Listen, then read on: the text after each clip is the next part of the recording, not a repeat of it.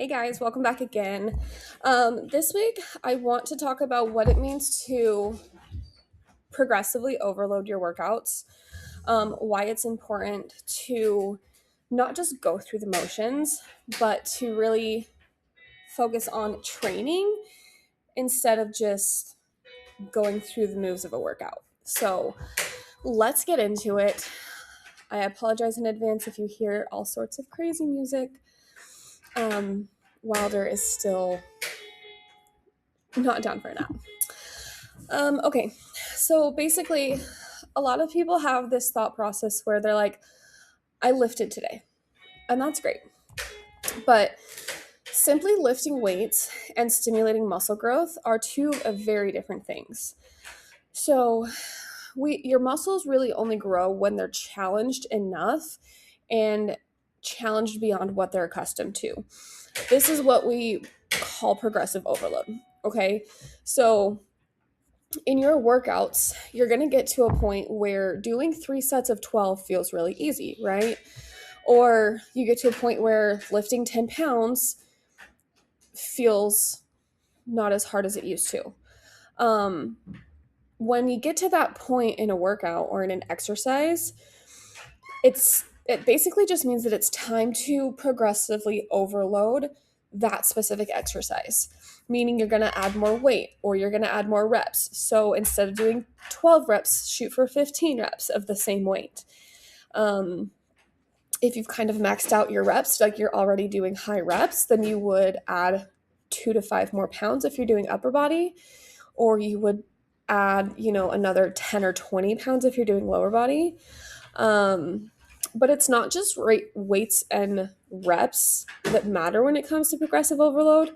You can also progress in things like shortening your rest periods, slowing down your movement and making your tempo throughout the motion slower, controlling each motion better. All of these things are ways to progressively overload and to stimulate your muscles in a different way. Okay. So it's not always about adding weight or increasing reps. It's about just becoming better at the movement as a whole. One thing that I tell my clients to focus on that makes it really easy to kind of focus on whether or not it's time to increase weight is the scale of perceived exertion. So basically what this means is that the scale goes from 6 to 20, okay? Basically what this means is that it was designed so that if you multiply the number, like how hard this was, by 10, that's going to roughly correlate with what your heart rate is at during an exercise, right? So if you are rating an overhead press as like a 6, if you multiply that by 10, what is that, 60? That's going to be pretty dang easy. That means your heart rate is pretty dang low. It wasn't really that hard. But if we go on the other end of the spectrum and say you rate a back squat as a 12, multiply 12 by 10, that corresponds with a heart rate of about 120 beats per minute, meaning that was really freaking hard, right? So your final set of everything that you do should finish around an 8 or a 9, okay? That means that you can still have good form, but you're also working really hard and actually challenging the muscle. Okay, so that's a really easy way to think about it. Mind to muscle connection is really important when it comes to this because it's really easy for our body to start to overcompensate certain movements, especially if you're somebody who has specific contraindications or injuries that you have to kind of work around. So instead of just thinking about moving the weight, think about squeezing the actual muscle that you know you're supposed to be working, right? So in a bench press, instead of just thinking about pushing the bar up, I want you to think about squeezing your chest together, right? If you're doing a hip thrust, instead of just thinking about lifting the bar, think about squeezing your glutes together at the top, right?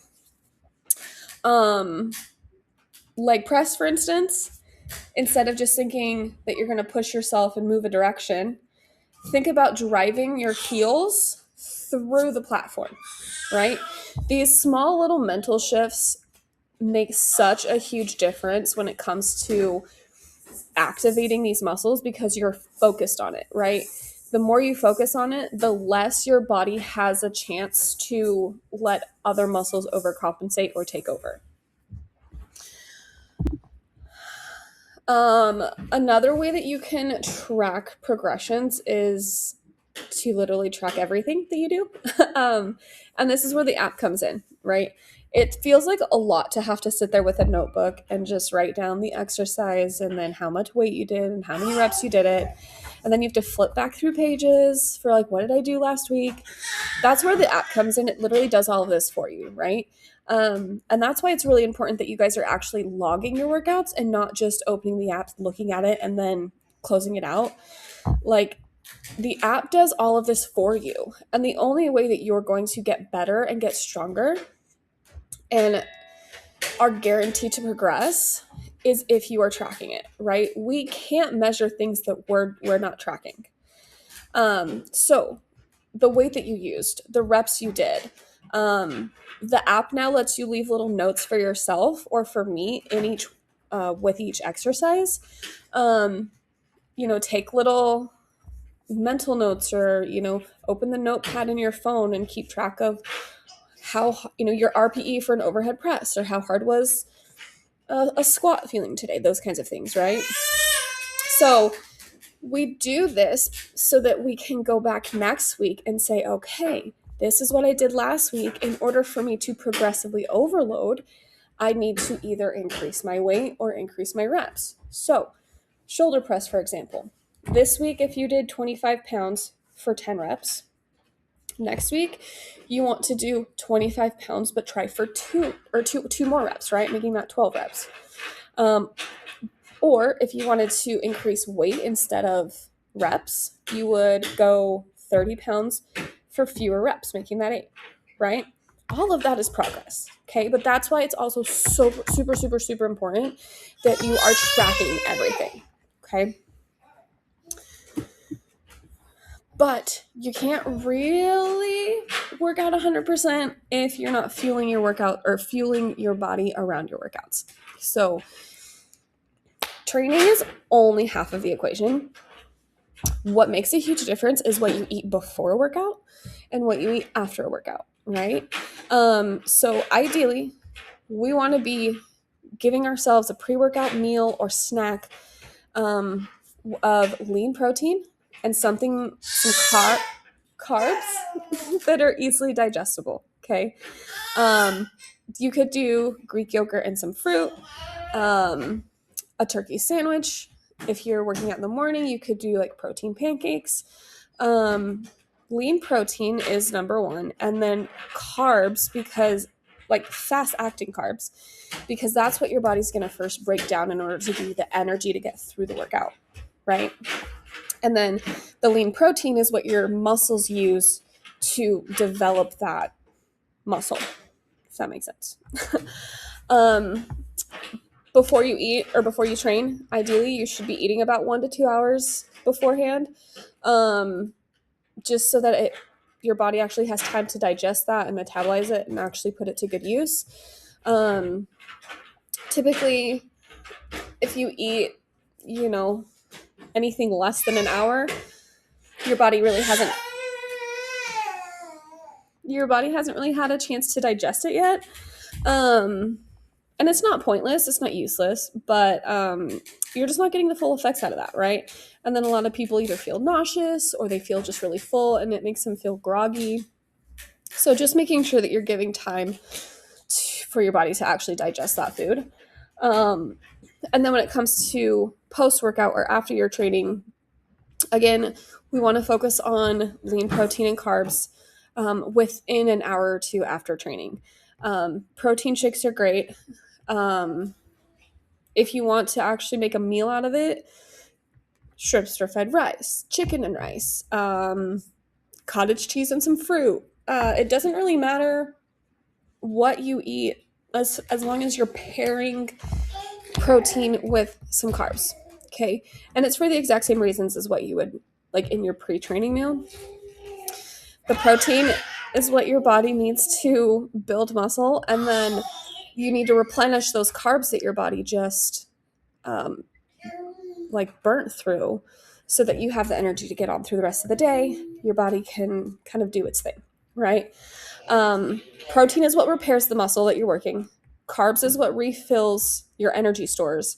And then when you pair those together is what maximizes recovery.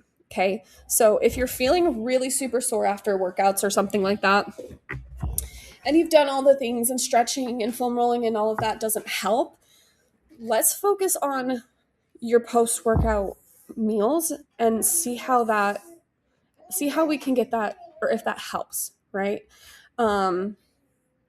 It's just as beneficial and as important as doing all of the like recovery things. Okay.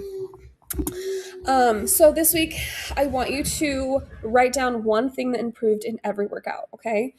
Whether that's adding weight to your exercises, whether you feel more controlled in each rep that you do, if you really started using that mind to muscle connection and you finally felt your glutes working in a deadlift, those kinds of things, right? I want you to think back, but at the end of the week, and you're going to realize that you are progressing more than you think you are. Okay.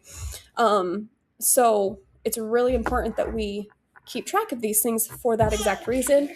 Keeps you guys upbeat and positive and focused on the progress that you really are making, even when it feels like you're not. Okay. So that's all I got for you this time. If you guys have any questions, send me a message, send your coach a message, and I'll see you at the next one.